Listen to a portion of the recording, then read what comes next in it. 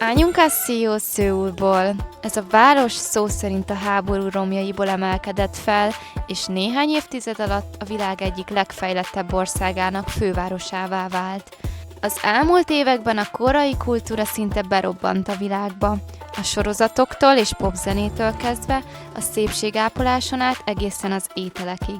Ma már bármerre járunk a világban, nehéz nem találkozni Korea hatásával. És ennek a legtöbbje innen Szöulból indul. Ebből a szupermodern, mégis hagyományait őrző városból. Mi azért jöttünk ide, hogy testközelből tapasztaljuk meg, mi rejlik a koreai csoda mögött, és hogy felfedezzük, milyen is igazából Szöul. Szerencsénkre egy barátunk Nóri, aki Magyarországról költözött ide, segített nekünk megismerni a várost, egy egészen más szemszögből. Olyan helyekre vitt minket, amiket magunktól nem biztos, hogy kipróbáltunk volna. Amint megérkeztünk Szöulba, rögtön éreztük, hogy ez a város más. Egy igazi metropolisz, ahol több mint 10 millió ember él, és minden percben történik valami. Sokkal nagyobb és pörgősebb, mint Korea bármely másik része, ahol eddig jártunk.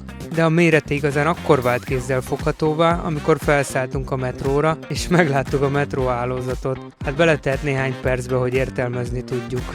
A koreai ételek nagyon bejöttek nekünk. Bárhol ettünk, minden finom volt, és imádtuk azokat a helyeket, ahol mi süthettük meg a húst az asztalon. Nagyon jó hangulata volt.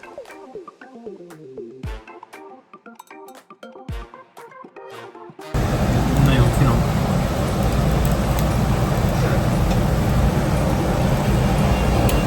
Van tojás. Mit nem ismerjük. Másnap találkoztunk Nórival, aki hatalmas segítség volt abban, hogy jobban megismerjük a várost. Sejong király, ő csinálta a koreai ABC-t, látjátok? Ott vannak oldalt. Igazából egész egyszerű, nincs sok betű benne. Addig kínaiul beszéltek és írtak, de nagyon sok volt az írástudatlan, ezért csinált egy olyan ABC-t, amit könnyen meg tudnak tanulni az emberek. Elvitt minket pár helyre, amit magunktól valószínűleg sosem találtunk volna meg, és közben rengeteg érdekességet mesélt Szöulról. Megmutatta kedvenc helyeit, és közben megkóstoltuk egy csomó koreai finomságot is. Ezzel viszont egy veszélyes ajtót nyitott ki előttünk, mert attól kezdve már tudtuk, mik a legfinomabb dolgok, és onnantól kezdve rengeteg édességet ettünk.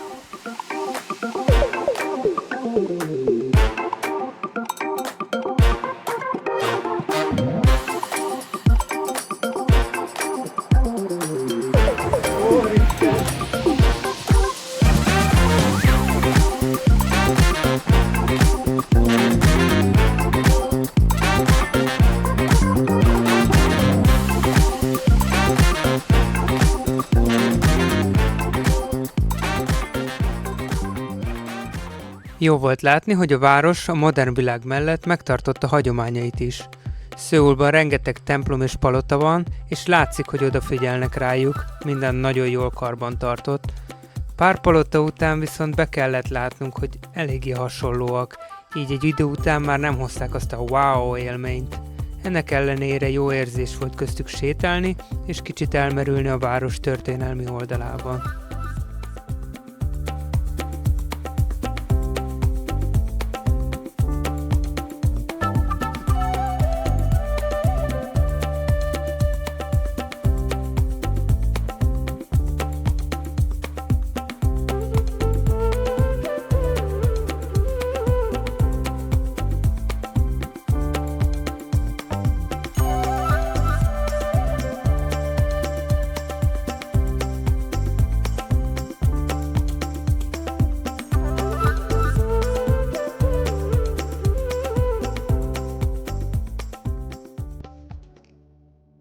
Szöul világszerte híres a bőrápolásról, évente több millióan jönnek ide különböző kezelésekre, és mi sem akartuk kihagyni a lehetőséget, hogy kipróbáljunk egy koreai arckezelést. Mivel sok helyen nem beszélnek angolul, Nóri nyelvtudása hatalmas segítség volt, így pontosan el tudtuk mondani, mit szeretnénk.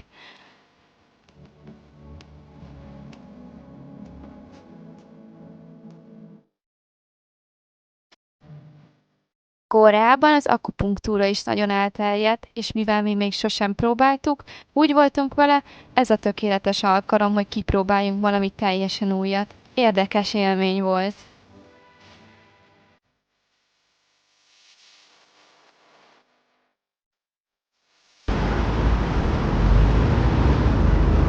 Egy légvédelmi áldó. Haza. Másnap kettesben folytattuk a város felfedezését. Elmentünk a helyi Margit-szigetre, a Joidó parkba, ahonnan szép kilátás nyílt a város felhőkarcolóira.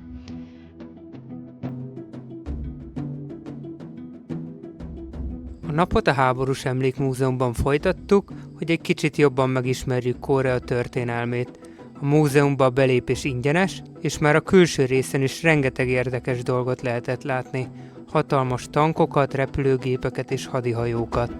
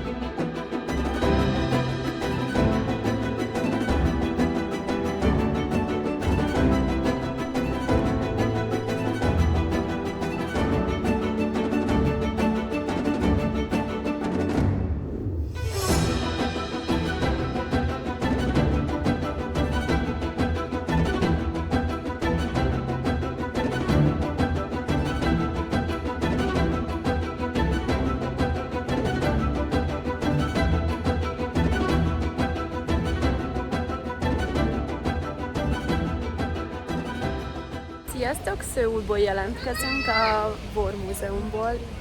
Mögöttünk látható rengeteg tank meg vadászgép, amit egyébként tök érdekes látni, viszont nyilván az lenne az ideális, hogyha ilyenek nem is léteznének. De sajnos ezért ez egy utópikus elgondolás. Igen, de nagyon... Voltunk már ilyen múzeumban, de még sosem tapasztaltuk, hogy ilyen közel még be is tudtunk menni egy-egy ilyen járműbe, tankszerűségbe. Most pedig megyünk a múzeumba, én ezt azért nehezen szoktam bírni, félek is egy kicsit, hogy mi lesz benn, de mindig érdekes ezt az oldalt, egy országnak a történelmét megismerni, úgyhogy most megyünk is.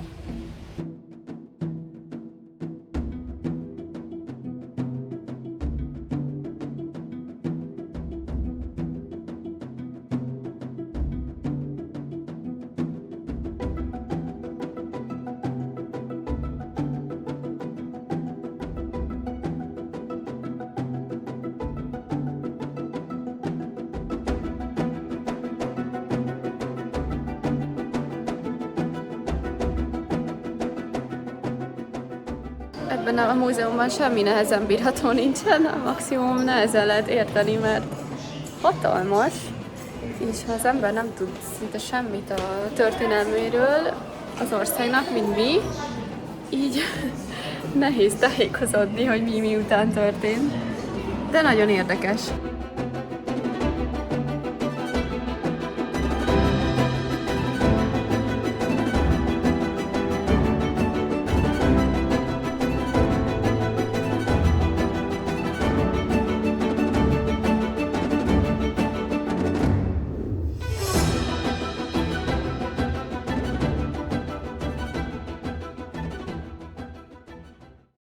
Másnap reggel felvonóval mentünk el a Szöul toronyhoz.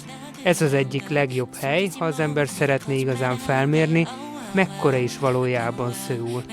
Mi a toronyba végül nem mentünk fel, mert a hegy tetejéről is király a kilátás.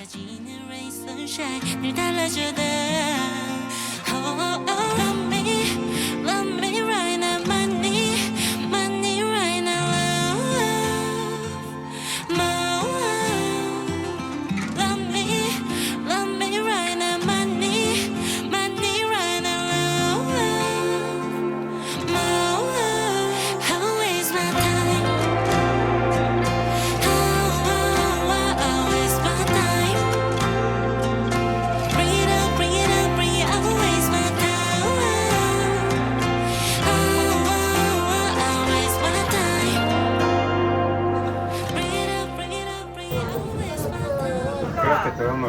Na nézzük, magyarul van.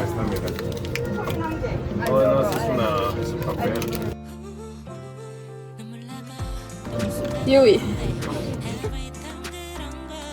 A toronyból visszaérve a Myeongdong bevásárló utcába mentünk, ami tele van boltokkal, ételstandokkal, na meg persze emberekkel.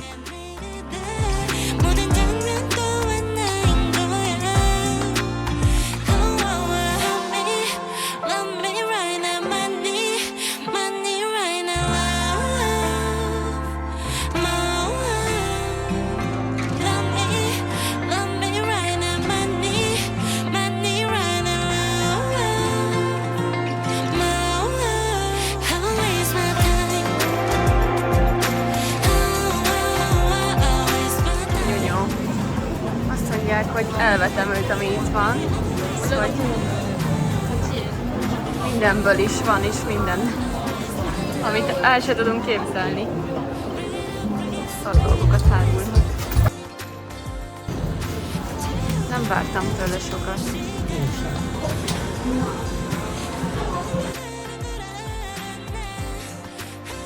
Természetesen Detti nem bírt ellenállni a csábításnak, és felvásárolt az egész olivjángot.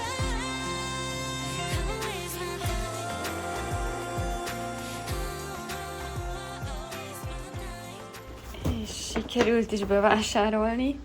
Hát, hogy mit vettem, inkább hagyjuk is mindent is.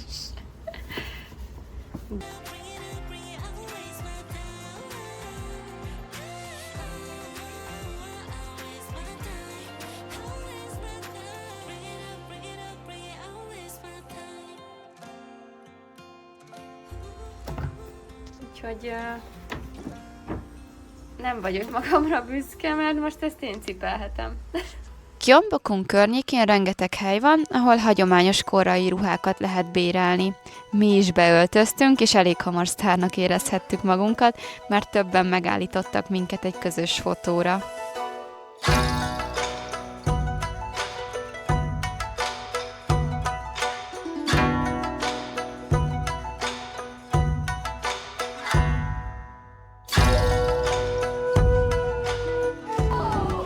Eljöttünk a Joseon királyságnak a palotájába, és itt szokás az, hogy beöltöznek a korhű ruhákba. Ezt mi is megtettük, amint látjátok. Ami nagyon jó feeling.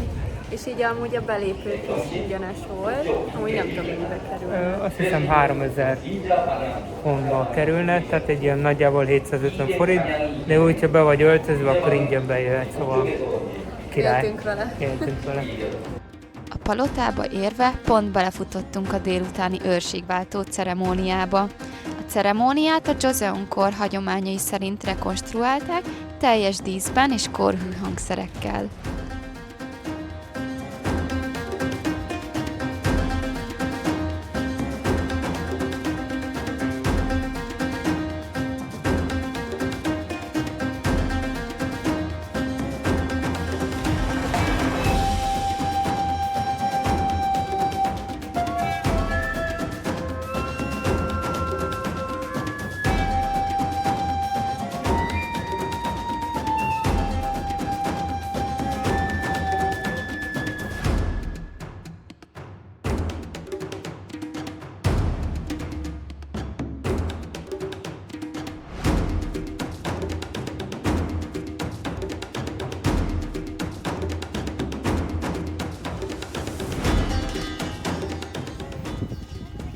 Olyan vagy, mint ez a pörgő törökök.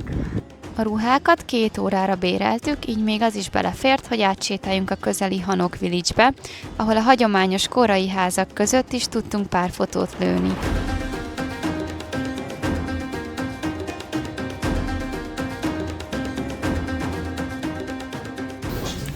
Szőlőbe beültünk egy kis helyi étterembe, kirendeltünk egy marha nudelszupot, de leginkább ennek bajai halászléze van.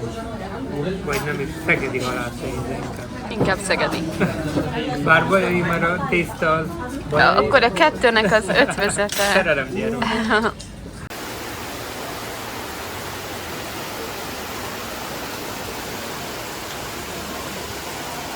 Dél-koreai Trevi kúthoz érkeztünk. Ez most meglepett minket. Amúgy egy metrónak a aluljárója. Elképesztő. Én néztem TikTokon egy helyet, hogy a természetben lehet lenni Szöulba, egy kávézóba. És hát nem így képzeltem. Nem is hazugság, gyerünk, felüljáró alatt. What is this place? This is heaven. Dün, dün, dün, dün.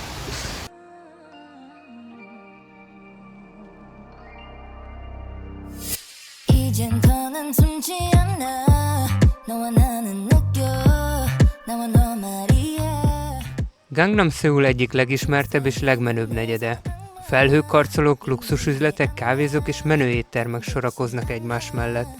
A negyed világszerte a Gangnam Style című dal miatt lett híres, de a helyieknek ez sokkal többet jelent, a siker, a modern éles stílus és a koreai popkultúra szimbóluma.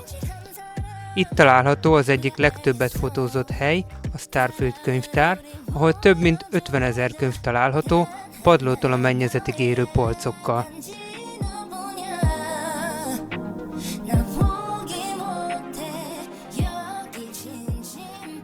Miután kiolvastunk minden könyvet, folytattuk utunkat a Pongunsa templom felé. Ez a buddhista templom több mint 1200 éves, és a díszes templomépületek között sétálva az ember tényleg elfelejti, hogy egy modern metropolis közepén van.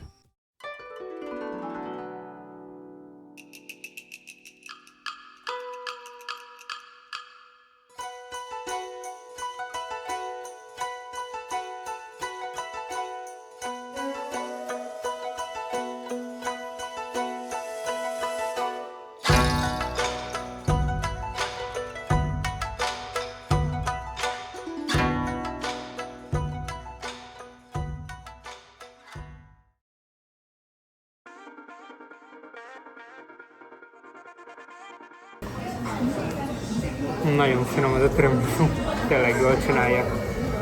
Ha Olaszországban ennénk.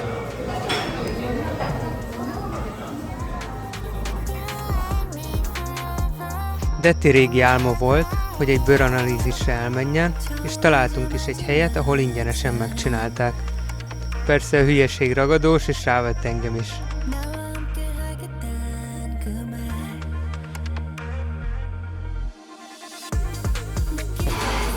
Neked sokkal jobb állapotban van a bőröd, Marci, arcomra. És nehogy már nem azért, hogy tőled sajnálom a szépből, de hogy neked meg... Az egyik kedvenc koreai márkám boltjába is elmentünk, ahol egy selfie-ért cserébe kaptunk pár ingyen terméket. Aminek én nagyon örültem, de Tomi nem volt boldog a plusz kilók miatt. 1988-ban Szöulban rendezték a nyári olimpiát, és mivel a közelben jártunk, gondoltuk megnézzük az olimpiai lángot, és egy kicsit körbenézzünk a parkban.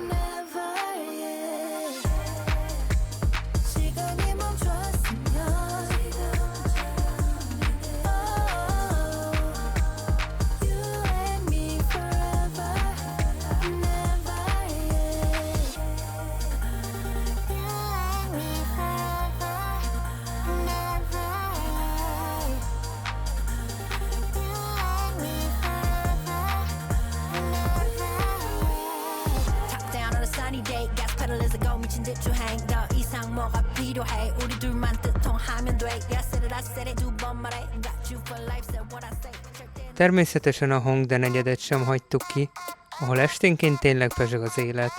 Az utcákon élő zenészek és táncosok lépnek fel, minden sarkon történik valami.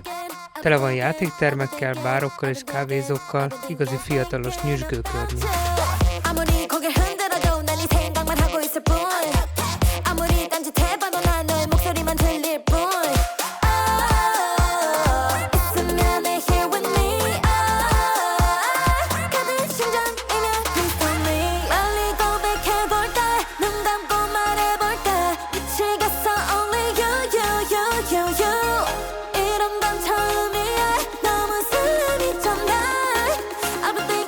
I've been thinking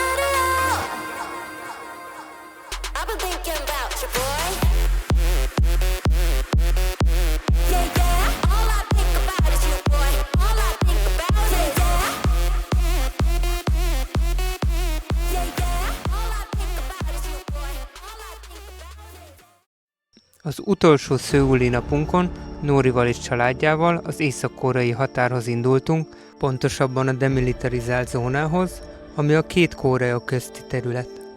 Nóri férje idegenvezetőket megszégyenítő módon mesélt a koreai háborúról, a jelenlegi politikai helyzetről.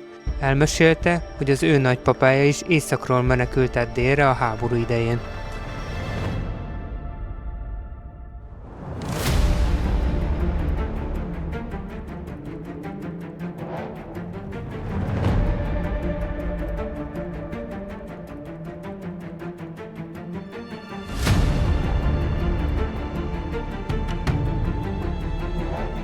Észak-Korea a világ egyik legelzártabb országa, az emberek nem férnek hozzá a hírekhez, az internethez, és az életük minden részét az állam irányítja.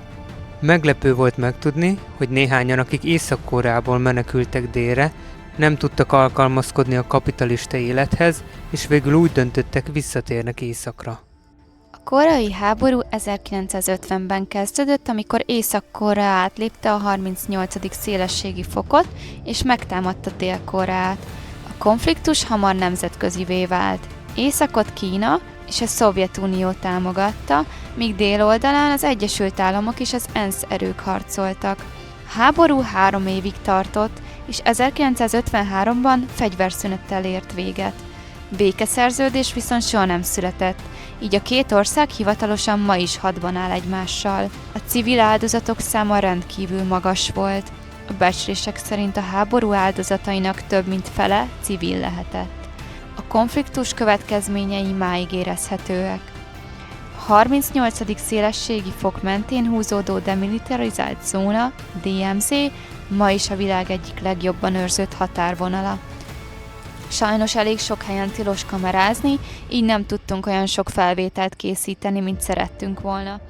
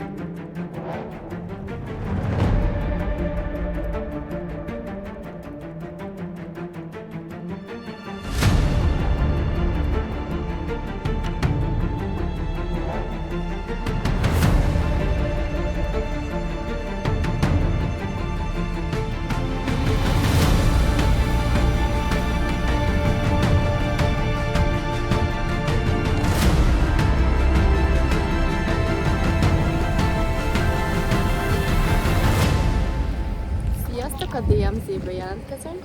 Ami azt jelenti, hogy demilitarizált zóna.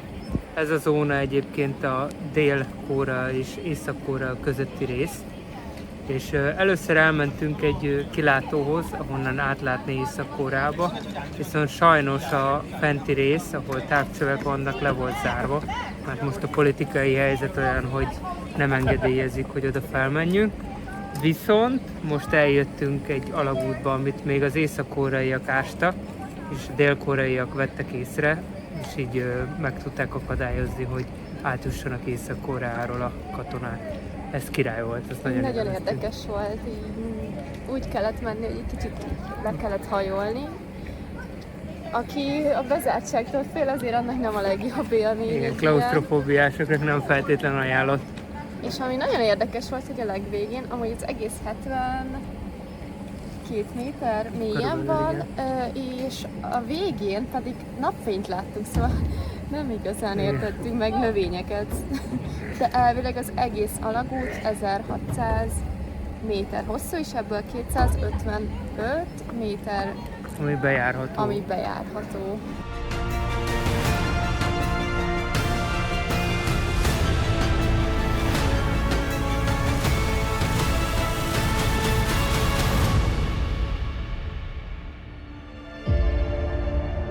Még mielőtt elhagytuk volna a várost, egy helyre mindenképp el kellett mennünk. Szurok nagyon. Nem tudom nektek mi volt a legmesszebbi hely, amit egy lángosért megtetetek. Lehet, hogy csak a Dunapart, vagy csak a Balaton, de mi egészen Szöulig jöttünk, hogy itt a De Lángosba együnk egy igazi magyar lángost. És egyébként ezt egy dél-koreai pár csinálta, akik voltak Magyarországon, és nagyon megízlett nekik a lángos. És most ki fogjuk próbálni, hogy milyen az itteni lángos. Szóval gyertek velünk, nézzük meg!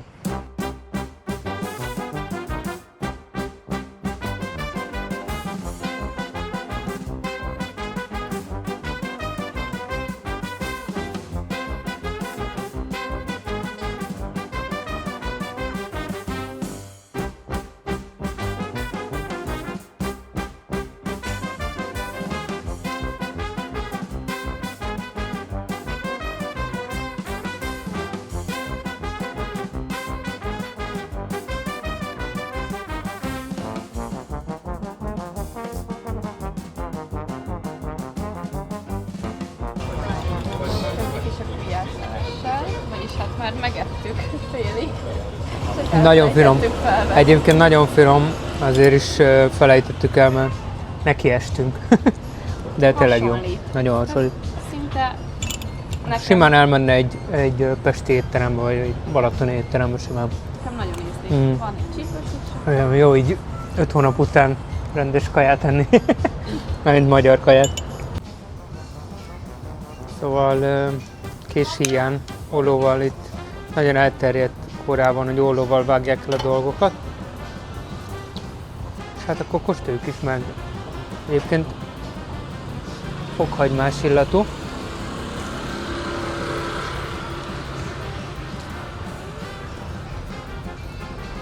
Finom. Abszolút finom. Nem olyan a sajt azért, mint otthon, de nagyon jó. Emlékeztet abszolút a hazai lángosra. Szóval ajánljuk mindenképp, aki ide jön. Igen, jó. Jó, itt bejön.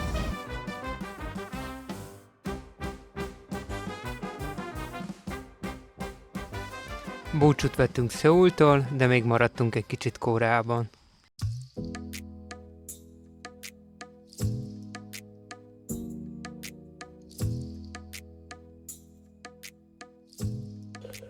Na, kitaláljátok, hol vagyunk? Nem Mexikóban. Eljöttünk egy meditációs elvonulásra, Szöultól nem messze. Itt vagyunk egy buddhista templomnál. Itt korábban amúgy elterjedt ez a Temple Stay, és már amúgy Tájföldön is szerettünk volna egy ilyen hasonlóra menni, mert hallottunk tök jókat róla. Viszont éjszakon volt, és ez már nem fért bele, így hát az élet meg úgy adta, hogy korábban pont egy ugyanolyanra el lehet jönni. Hát és nagyon nagy élmény. Igen, és az a jó, hogy nincsenek sokan, tehát tényleg négyen, öten vagyunk, és ilyen családias a hangulat. Nagyon élvezzük. Szöultól nem messze, Incheonban találtunk egy helyet, ahol 3 napos elvonulást tartanak. A környezet gyönyörű volt, a templom pedig nyugalmat árasztott. Alapvetően nem volt nálunk telefon, de mindenképp szerettünk volna pár felvételt készíteni, hogy megmaradjon az emlék. A napjaink itt teljesen más ritmusban teltek. Reggel 4-kor keltünk, majd egy rövid kántálással indítottuk a napot.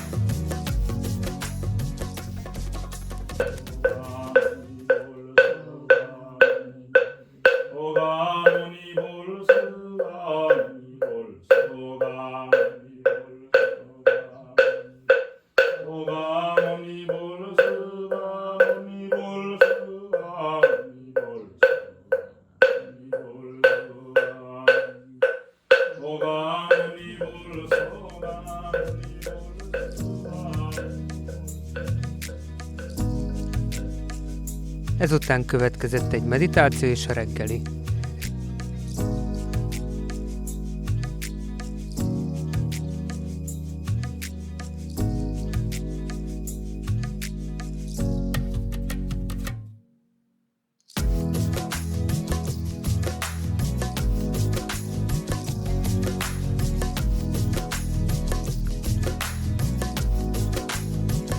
Reggeli után volt egy kis szabadidő, a nap további része pedig különféle meditációkkal telt.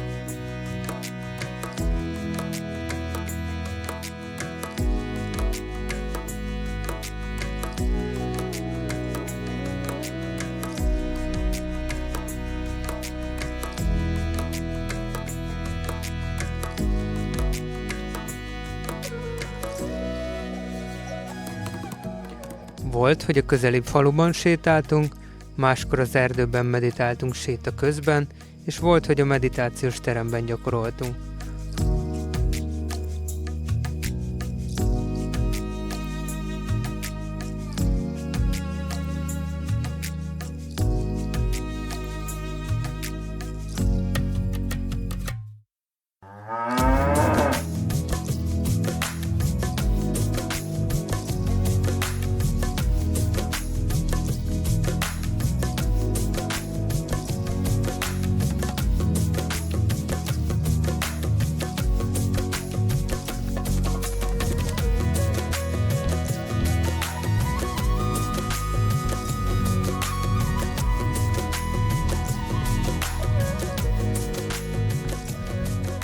A délután ideje alatt kötetlenül lehetett beszélgetni bármiről a szerzetessel, ami nagyon különleges élmény volt. A nap az esti meditációval zárult, ami után este 9-kor minden elcsendesedett.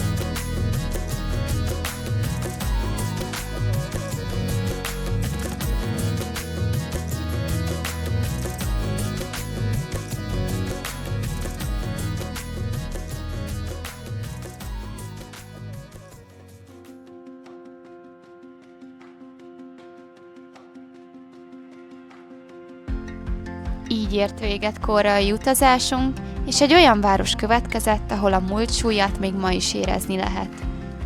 Írd meg kommentbe, hogy szerinted mi lesz a következő állomásunk.